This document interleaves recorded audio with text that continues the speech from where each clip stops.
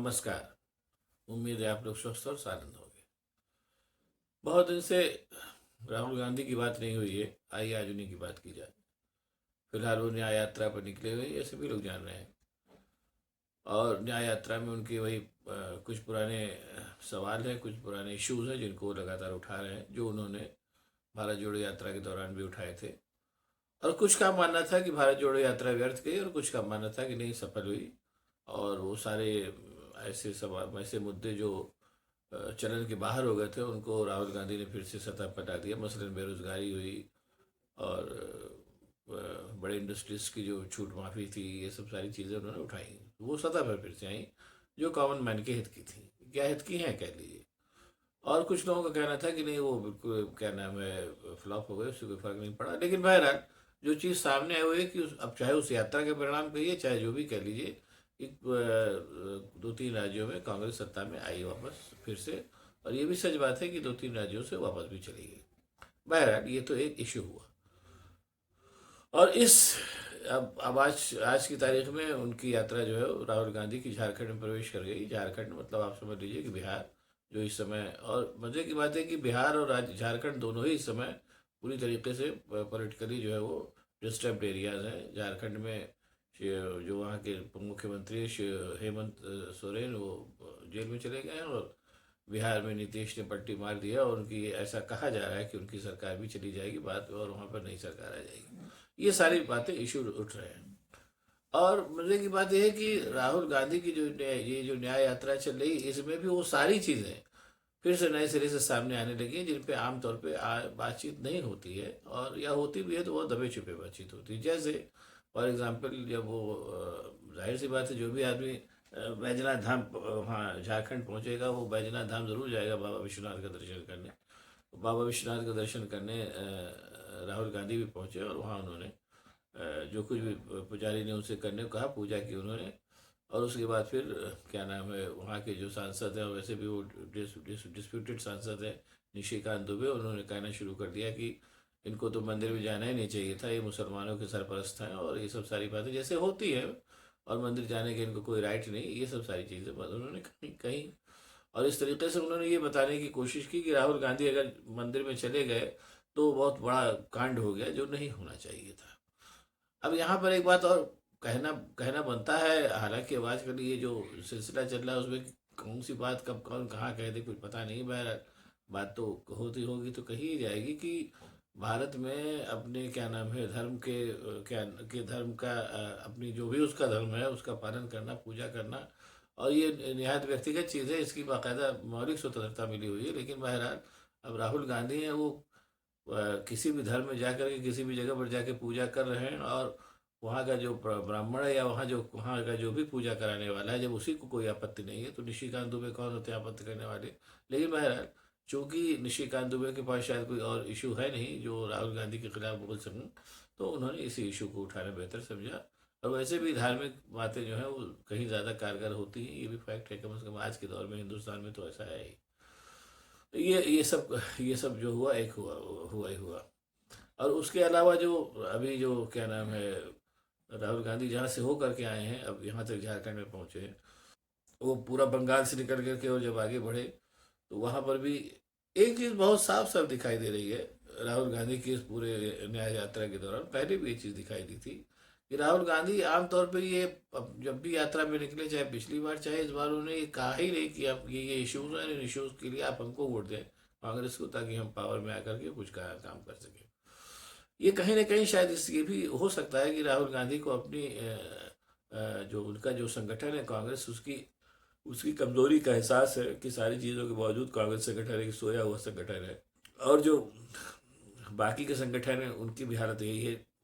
मतलब बजाय इसके, एक तरफ तो आप ये देखिए कि जितने भी विपक्षी दल हैं, जाहिर सी बात है वो भारतीय जनता पार्टी से इतर है, तो उसके विपक्ष के दल हुए, वो सारे के सारे इस मामले में तो एक मत है कि भारतीय जनता पार्टी का शासन बुरा है, उस शासन में नौकरियां नहीं है, रोजगार नहीं है, पढ़ाई लिखाई की दिक्कतें हैं, और सारा का सारा पैसा जो है वो बड़े बड़े इंडस्ट्रीज को दिया जा रहा है, कॉरपोरेट घराने को दिया जा रहा है। लेकिन उससे लड़ने के लिए विपक्ष के पास क्या इश्यूज होने चाहिए, इसको लेकर के ये फैक्ट है, ये भी उतना ही बड़ा फैक्ट है कि चाहे वो ममता बनर्जी हो, चाहे वो क्या नाम है आपके जितने भी दूसरे विपक्षी दल हैं, उनके पास कोई ये इशू क्लियर कट नहीं है कि अगर हम आए तो हम क्या करेंगे। इसीलिए एक ये भी शुरू हुआ था, क्या नाम है, ये हुआ था कि भाई सारे विपक्षी दल इकट्ठा होकर एक होकर के बैठे और तय करें कि किन किन इश्यूज पे उनको कैसे कैसे लड़ना है भाजपा से। लेकिन वो भी जो प्रयोग था कोई बहुत सफल होता दिख नहीं रहा है। ममता बनर्जी भी नाराज हो गई हैं और क्या नाम है ये नीतीश कुमार तो पलटी मारी चुके हैं पूरी तरीके से। वो मुख्यमंत्री बन गए नए सिरे से, वहाँ क्या करेंगे, वहाँ भी वो क्या करने जा रहे हैं, भी कुछ तय नहीं है। तो कुल मिला करके जो पॉलिटिकल जो हालात हैं जो जैसे चल रहे हैं, उस हालात में अब ये जनता को ही तय करना है कि मोदी सही है या क्या नाम है वो दूसरे लोग सही हैं जो चुनाव में खड़े हुए। अगर जनता अभी कम से कम आज तक की तारीख में तो लोकतंत्र है ही हिंदुस्तान में, और जो मोदी सरकार बनी है दोनों ही बार वो जनता के क्या नाम है वोट से ही बनी है, चाहे 47 47 48% वोट ही सही। लेकिन बहरहाल वो जो दोनों ही बार सरकारें जो है वो जनता के वोट से बनी, ये फैक्ट है। और जैसा आपने क्या नाम है भारतीय जनता पार्टी का मानना है, जो उसके दावे हैं कि वो इकोनॉमी को क्या नाम है बहुत आगे ले गई है और 5 ट्रिलियन इकोनॉमी बना देगी, वो राम मंदिर बन चुका है, ये सब सारी बातें जो कह रहे हैं भाजपा भाजपा वाले, इसीलिए हमको फिर से वोट दिया जाए। ठीक है, उनके लिहाज से उनका भी कहना इशू, ये भी सही बात है। लेकिन साथ ही साथ जो अब जो राहुल गांधी इस समय न्याय यात्रा में लेकर के चल रहे हैं, और वही मुद्दे वो बार बार जैसा पिछली बार उन्होंने उठाया था फिर से उठा रहे हैं कि बेरोजगारी भी है, जैसा मैंने बताया कि इश्यूज भी नहीं है जितने जो जो जो जो जो सेक्टर जो इंडस्ट्रियल सेक्टर है वो भी पूरी तरीके से बेकार पड़ा हुआ है इंडस्ट्री।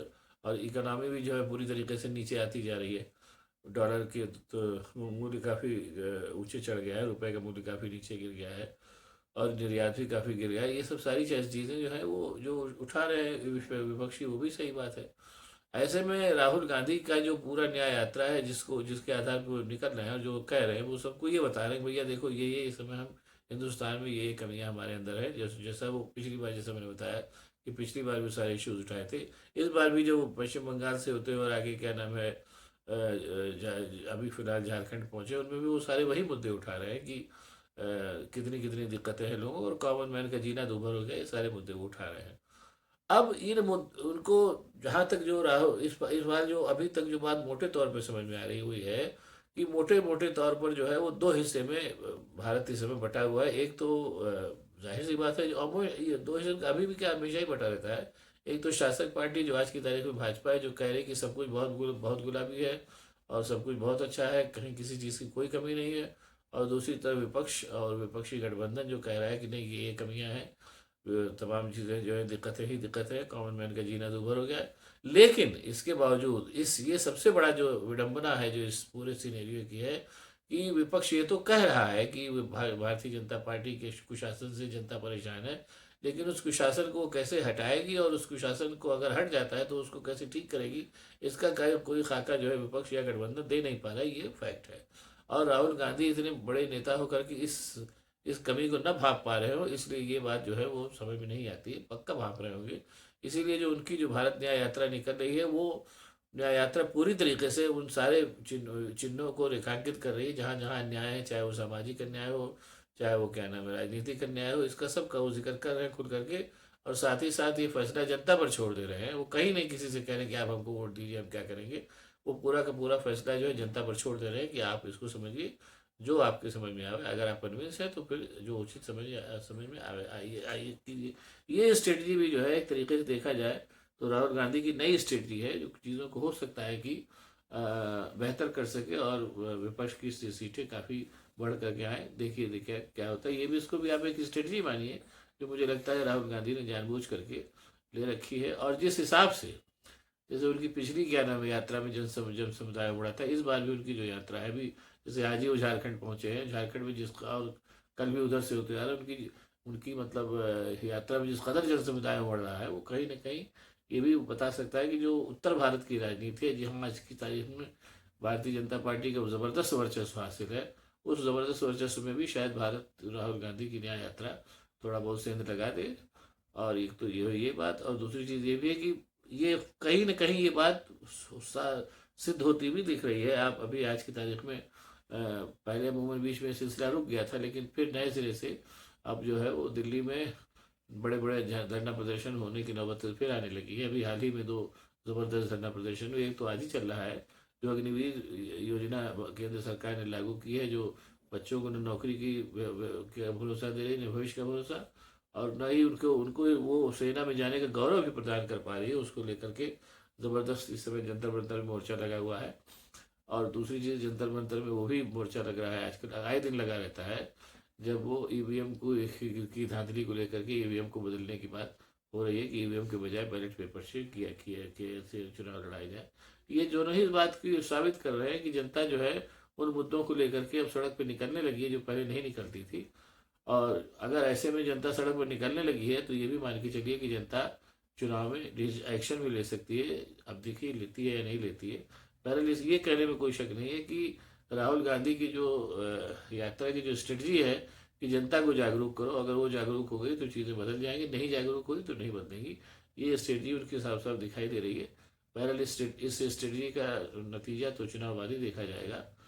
और ये भी लग रहा है जो जनता भारत की क्या नाम है, ये जो न्याय यात्रा है उससे ये भी साफ साफ सामने चीज़ें आ रही हैं कि राहुल गांधी इस बात को लेकर के भी मुतमईन है कि लड़ाई लंबी है और इसको लंबे समय तक लड़ना पड़ेगा। ये 1 चुनाव या 2 चुनाव की लड़ाई नहीं है, ये जैसा वो कह भी चुके हैं कि ये 2 विचारधाराओं की लड़ाई है। देखिए इस लड़ाई का क्या नतीजा सामने आता है। बहरहाल राहुल गांधी की न्याय यात्रा भी उनकी भारत यात्रा जैसी ही सफल है फिलहाल। जो झारखंड में और जिन जगह से गुजर रहे हैं वहाँ से जो भीड़ उमड़ रही है उनको देखने के लिए, उससे तो ये साबित होता है। बाकी देखिए क्या होता है। और अब अगर आपको मेरे वीडियो पसंद आया तो इसको शेयर करिए, लाइक करिए, साथ ही साथ मेरे चैनल को सब्सक्राइब करिए ताकि मैं और भी ऐसी बातें आपको बताता रह सकूँ। बहुत बहुत धन्यवाद, नमस्कार। कुछ नहीं, लोकतंत्र खतरा में है, उसके लिए न्याय यात्रा निकाला गया है। लोकतंत्र खतरे में है, इसके लिए न्याय यात्रा निकाला गया है। आने वाला दिन में भी लोग जिस तरह से बहका के फुसला के भाजपा वाला कर रहे हैं, ये गलत कर रहे हैं।